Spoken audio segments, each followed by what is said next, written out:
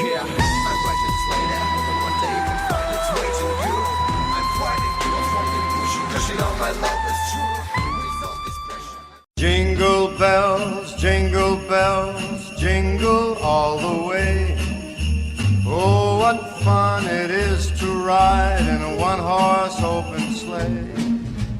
Jingle bells, bells, bells, bells, bells, bells, bells. Piano in the bell, bell, bell, bell, bell, bell.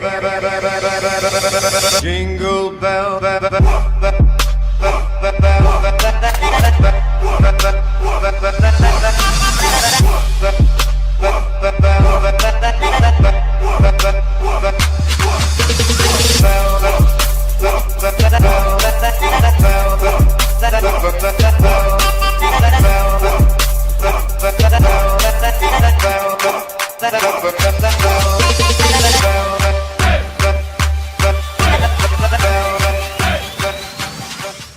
Привет всем, меня зовут Лилия Морозова и добро пожаловать на мой канал. Этот канал о уникальных и самых интересных историях иностранцев в Гуанчжоу. Сегодня у нас в гостях Кент, он из Австралии, проживает в Гуанчжоу уже 13 лет и является учителем по математике, а также основным организатором всех самых крупных мероприятий в Гуанчжоу для иностранцев. Буквально 2 недели назад была огромная вечеринка «Сант». 250 или 300 человек иностранцев, только иностранцев, переодетых в костюмы «Сант», собрались вместе и путешествовали по центру Гуанчжоу на автобусах, останавливались в разных барах, развлекались, танцевали, наслаждались и, в общем, готовились к Рождеству. Это мероприятие было невероятно волшебным, я принимала в нем участие, и когда только я попала в эту атмосферу 250 или даже 300 сант, я почувствовала, что я в сказке. Это было какое-то волшебство. А после этого я узнала, кто организовал это мероприятие, кто является главным основателем этой всей идеи, потому что я знала, что я слышала уже об этом мероприятии, знала, что это не первый год проводится в Гуанчжоу. И оказалось, что это и есть Кент, и Кент сегодня здесь, и он расскажет о том, как ему это удается, о его жизни в Китае. Он расскажет, в общем, о иностранцах Гуанчжоу, какой Гуанчжоу именно для него, как он его видит, и как он наслаждается жизнью здесь. Кент, привет! Привет! Как дела? Кент, привет! Привет! Как дела? Хорошо. Yeah, good. Happy to see you tonight, and thank you for coming. Oh, my pleasure. My pleasure. Thank you. My name's Kent Hayet. I come from Adelaide in South Australia, which is down the bottom in the middle. Great wine, great seafood. I've been in Guangzhou for 13 years this year, so I've seen the city change so much. I work here at an international school, teaching mathematics, but I organise and do a lot of other things because I like to give back to the community. It's all about giving back to the local people and giving back to all the expats here. And there's a marvellous group of expats and locals here in Guangzhou. You are the main organizer of Santa Pub Crawl, but you're a teaching job as well. How it happened that you have started to arrange the events in Guangzhou? Look, the Santa Pub Crawl started 13 years ago, and it started with eight guys from the Irish Whiskey Society, starting at the paddy field, and it's grown over those years. I've been to maybe 10 or 11 of them, and then a lot of my friends, you get to know everybody in Guangzhou, and I ended up helping, and then people moved from Guangzhou, and the reins were handed over to me. And look, it's all about giving back, as I was saying, and putting on something special for all those people that are away from home at Christmas time. And it's a charity event, so we raised money. Last year it went to Gives, where the money goes to autistic children, and we're looking at donating to some children with cancer, this year some cancer treatment. There's been some amazing stories and amazing places and ventures over the years. It's been written up in the Wall Street Journal. Last year we had more than 300 people we decided that was too many, so we ended up limiting the tickets to 250 this year. The whole thing wouldn't happen without the support of the different bars and places you go to. The way it's worked for me is I know a lot of the owners of things, and knowing it's for Christmas, they know it's for charity, and they've been part of this for years, been a part of it, so they are more than welcome to. They welcome you with their support, and wonderful support they do give. How did you start to teach kids in China?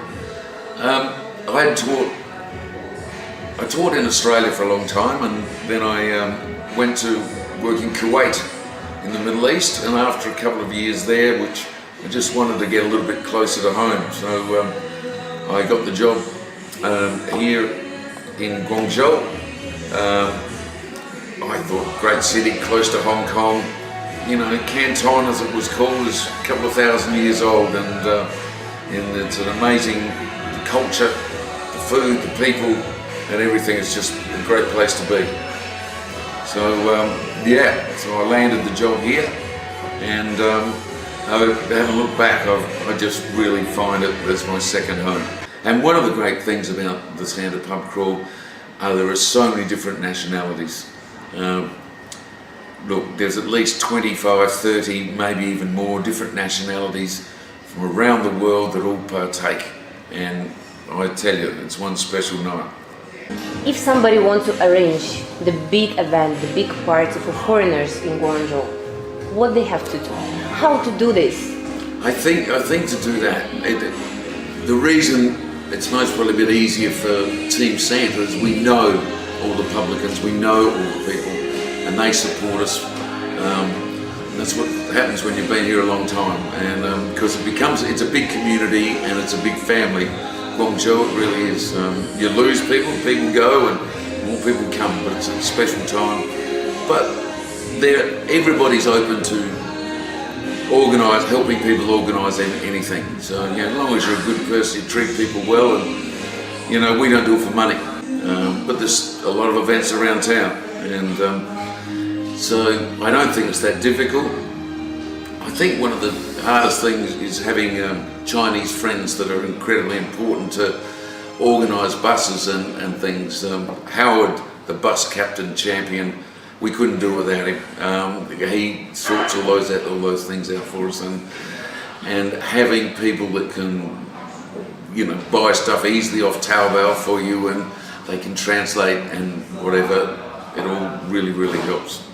Do you think the Chinese government helps to the foreigners in China, or maybe you have the feeling that they try to make our life more complicated? No, look, I think they support. I think the Chinese government support people that come here. I mean, it's for their benefit in regards to business and trade around the world. I think they've been really supportive in a lot of different ways. They've got a lot of people, there's a lot of people in the city, so that's some restrictions sometimes, but that's quite understandable. But I think in general the Chinese government's wonderful, and they've supported me and supported a lot of the people I know. What do you think about the Russian people, and do you have some Russian friends? I have some Russian friends. Jeez, I always have a headache the next day when I meet the Russian friends, because let me change that. There's a lot of beautiful women, and there's a lot of great guys that drink a bit too. So I can guarantee a night out with you Russian friends, you know it all about the next day. But I have met a great range of Russian friends and people from all over, and great people. Okay, you feel yourself happy here. You already say you feel yourself very happy in Guangzhou. Yeah. So look, I've been here 13 years. If I didn't like the place or I didn't feel comfortable, I wouldn't be here. Great city, great people, great food, great expats, great experiences. There's some. I'm just a little bit sad where it's great. Guangzhou's become very modern, but losing some of those old areas are a little bit sad. But I suppose that's progress. But you can still go find them. I always take some tourists. If I've got some visitors, I'll take them some back laneways where they eat street food, and seen what the China used to be, and the people couldn't be more friendly and the food more yummy. What is advantages and disadvantages about life in Guangzhou? Look, I love this city. I love China. I love Guangzhou. I've seen it change. I got here in 2005. I've seen it change and evolve into just the garden city of. It's just quite an amazing city. I love the people. I love the food. I feel very safe here. Now, life here is very easy, very good. People are friendly, you know. So I don't really see any difficulties of living here. You know, the only thing I miss, I miss my family and I miss my friends back home and some good Australian oysters and seafood, and I want to get the wines here now. So, and that's I'll be heading home to Christmas for Christmas back in Australia. So catching up with, it's really friendships that you've made.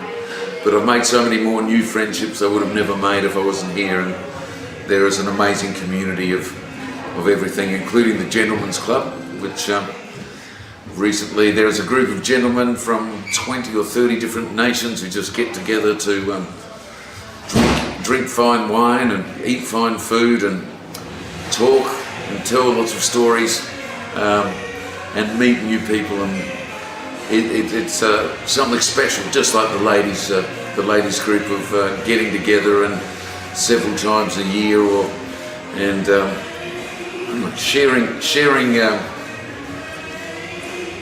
stories, just sharing your lives with each other. And again, that's a wonderful thing that is part of the Guangzhou community. If somebody new wants to move to Guangzhou for living or for a long time, what advices you can give to them? Well, we can contact me. Many foreigners communities in Guangzhou. There is a lot of different. There is a lot of different nationalities and communities. Look, I think it's like a mini United Nations. There's people from every country in the world. I've met people from countries in Africa that I never thought I would ever meet. South America, North America, Europe, Australia, India, plenty of Indians. So there is every nationality you can imagine here in Guangzhou. I mean, if you look at how much money in the trading, they do 80% of the world's lights they produce here, 80% of the world's toys, and that's just one of a couple of the things they do. This is the manufacturing hub of the world, so there's people from everywhere. Can you tell please, like, how much money you spend in Guangzhou for 1 week or months? Look at how much money you spend. It depends. In the area we're in now, it's like an international area, and it's quite expensive. The beer's more expensive than in Australia sometimes.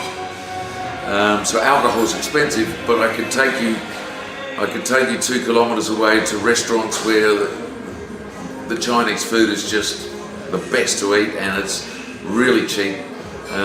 Then you can get cheap beer and cheap spirits and things like that. So it all depends where you are and what sort of places. You could spend a lot of money. You could spend a fortune if you really wanted to, or you could do it on a lot sort of a cheaper budget or smaller budget if you needed to or wanted to. What is the most ridiculous thing in China that you really cannot accept? You cannot understand, like, how they do that? I don't know if it's ridiculous, and the country is developing and it takes time, and China's made amazing changes in getting people out of poverty and just amazing things. But the animal rights, and like the Yuling Dog Eating Festival, I helped raise money and to support some of the Love Shelter, United Love Shelter, which is for dogs rescued and pets rescued. It's changing, a lot of locals have got dogs and cats, and they're the ones that are, stopping trucks with animals on them. So that would be, I'd say, the most disappointing thing, and if I could see that change so that people that